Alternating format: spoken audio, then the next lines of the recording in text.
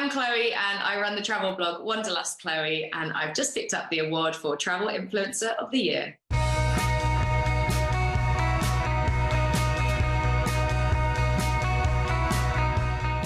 It means a lot to be Travel Influencer of the Year. It means that I've been recognised, I guess, for my work as a travel blogger and for sharing content and inspiring people to follow in my footsteps. My life as a travel influencer usually involves a lot of collaborations with tourist boards, airlines, hotels. Often I'll go on press trips where I'll be hosted to go and see a destination, perhaps experience, certain tours, learn about the history, whatever it is that they're kind of focusing on. And then while I'm there, I'll be taking loads of photos, capturing content for all my social media channels.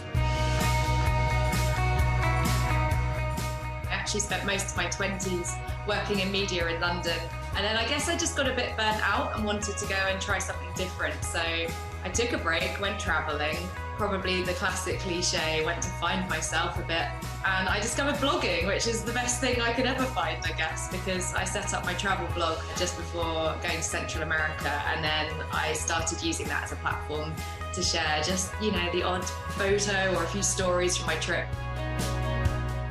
That was 7 years ago now, I think, so I've been doing this quite a while.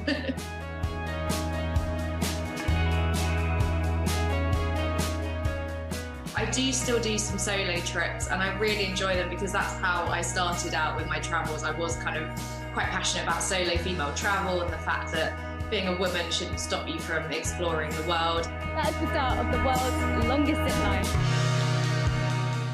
You realise there's loads of other people who are on their own and they all want to meet people, so then you end up in a random bar at 2 a.m. talking about, the last place you travelled to or what your plans are next.